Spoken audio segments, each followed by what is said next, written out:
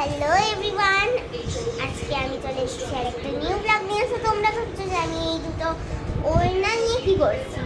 দেখো, আমি আজকে তোমাদেরকে শেখাবো যে ধুতি স্টাইলে শাড়ি কি করে পরতে হয়। তার জন্য আমি দুটো ওড়না নিয়ে এসেছি। তো একটা লাগবে ধুতি পরার জন্য আর একটা লাগবে আঁচলটা করার জন্য। তো এই দেখো, আমি ফার্স্টে এই একটা ওড়না নিলাম। নিয়ে ওটাকে আমি পিছন দিক থেকে নেব। এই দেখো, এইভাবে আমি এটাকে পিছন দিক থেকে নিলাম। আর অবশ্যই তোমরা একটা দিক ছোট আর একটা দিক বড় করবে। বাঁ দিকটা বড় করবে আর ডান দিকটা ছোট করবে, ঠিক আছে? তো দেখো, আমি এখানে দুদিক ছোট করে নিয়েছি। এবারে দেখো, একটা গিট মারলাম, গিট মারছি। হ্যাঁ, তোমরা কিন্তু দুটো গিট মারবে, আমিও দুটো গিট মারছি।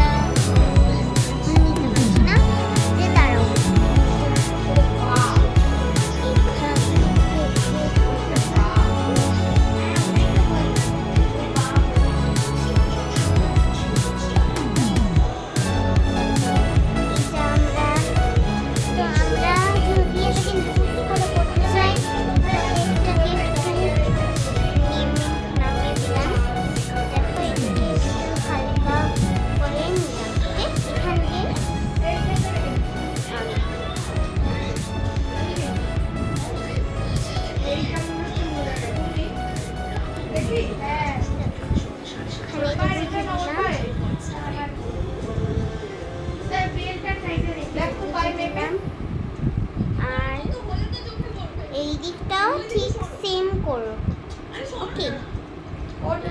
ওই দিকটা যেরকম করলাম, যে ডান দিকটা যেরকম করলাম, আমরা বাঁ দিকটাও ঠিক সেম ভাবে সেরকম করবো। ধুতি স্টাইলে শাড়ি পরছি, এরকমভাবেই কিন্তু পরতে হবে। তোমরা যদি নর্মাল শাড়ি পরো তাহলে ওটা ধুতি স্টাইলের শাড়ি হবে না। আর অনেকেরই এখন একটা কথা বলবে, আমি জানি যে নর্মালভাবে শাড়ি পরেও কিন্তু ধুতি স্টাইলে শাড়ি পরা যায়।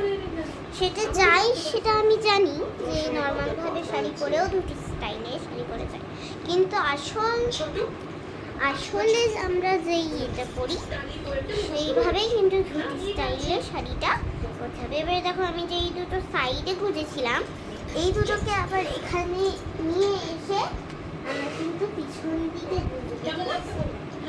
দিকে গুছিয়ে নিই। হয়ে গেল আমাদের ধুতিটা পরা। এবারে দেখো, আমরা পরবো শাড়ির ওই আঁচলটা, ওকে?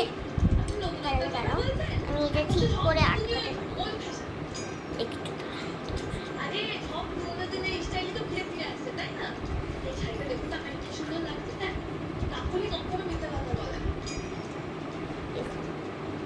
হলো, এবারে আমরা আরেকটা ওড়না যে আমি এনেছিলাম সেটা আমি আঁচলের জন্য এনেছিলাম, আগেই বলে দিয়েছি। যারা শোনেননি সেটা তাদের ফল্ট, বাট আমি বলে দিয়েছি।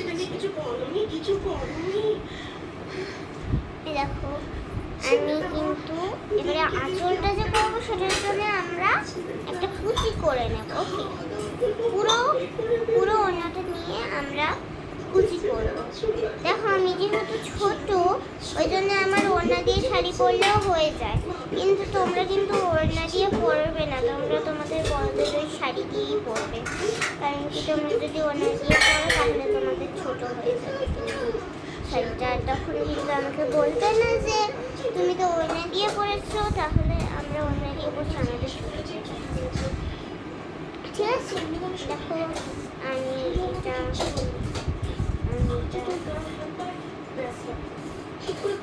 কুচি করে নিচ্ছি। ওকে, যেরকম ভাবে আমরা নর্মাল শাড়ি পরার সময় কুচি করি ঠিক সেইভাবেই কিন্তু কুচিটা করবে। ওকে, আমি কুচি করে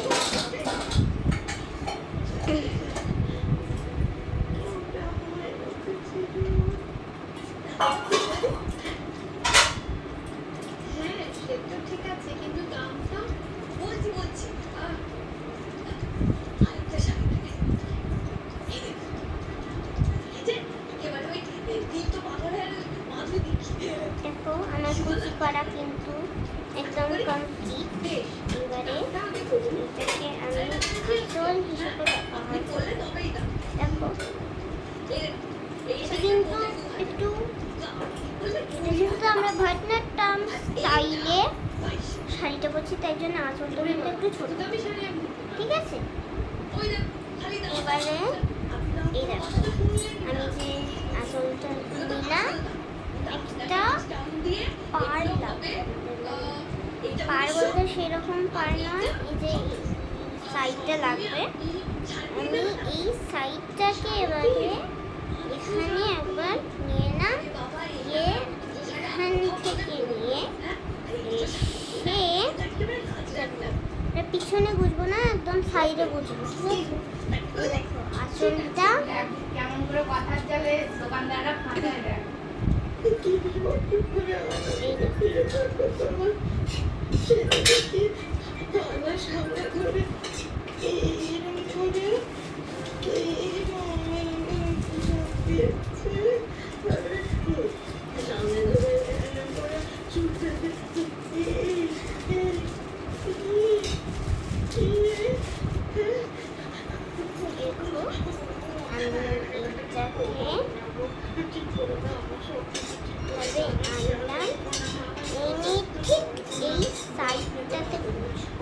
আমি আপনাদেরকে বারবার বলছি যে সাইডে বুঝবো, পিছনে বুঝবো না। ওকে,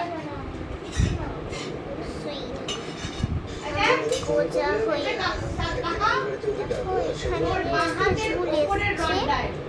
একটা ঝুল এসছে। যদি তোমাদের আঁচলটা বড় হয়েছে তাহলে একটু নেবে, আর যদি বেশি ছোট হয়ে যায় তাহলে একটু পিছন দিকে। এবারে এই যে ঝুলটা এসছে এখানে, ঝুলটাকে আমরা একটা কুচি করে দেবো আবার। তো তোমাদের কথাটা হচ্ছে যে আবার কুচি করবো, যেমন ধুতি স্টাইলের শাড়ি করা, ধুতি স্টাইলের শাড়ি তো এইভাবেই করে। দেখো কুচিটা আমি ভুল করে বলে দিয়েছি যে ওটা কুচি করবো, ওটা কুচি করবো না, আমরা এসে কিন্তু আবার এই সাইডটাতে গুঁজে দেবো। ওকে, সাইডটাতে গুঁজে দেবো। তো এই দেখো এবারে তোমাদের মনে হচ্ছে যে ধুতি স্টাইলে শাড়ি পরাটা কতটা ইজি। দেখো কতটা ইজি দেখেছো। তো যারা যারা ধুতি স্টাইলে শাড়ি পরতে জানতে না তাদের নিশ্চয়ই মনে হতো যে ধুতি স্টাইলের শাড়ি পরা প্রচুর কঠিন, আমি পরতে পারবো না। এই জন্যে আমি এই ভিডিওটা ছাড়লাম। এই দেখো কত কত ইজিভাবে পরা গেল শাড়ি। কোনো পার্থক্য একদম কোনো পার্থক্য নেই। আমার ভুল হচ্ছে, কালকে যদি আমি কিছু বলে থাকি তাহলে সেটা জ্বরের ভুলে বলেছে। কত সুন্দর লাগছে শাড়িটা। তোমরাও যদি এইভাবে শাড়ি পরো তাহলে কিন্তু তোমাদেরও মনে হবে যে আমি আগে ভাবতাম যে ধুতি স্টাইলের শাড়ি পরাটা কত কঠিন, বাট এখন তোমাদের দেখে মনে হচ্ছে যে কত ইজি এই শাড়ি পরাটা। আর আমরা কিন্তু সবাই জানি যে ভরতনাট্যম স্টাইলে শাড়ি পরলে কিন্তু এক প্লিট করে শাড়ি পরা যায় না। ওকে, তো তোমরা কিন্তু এরকম ভাজ ভাজ করেই আঁচলটা করবে, এক প্লিট করে কিন্তু করবে না। ওকে, আজকের জন্য এত চাই, বাই বাই।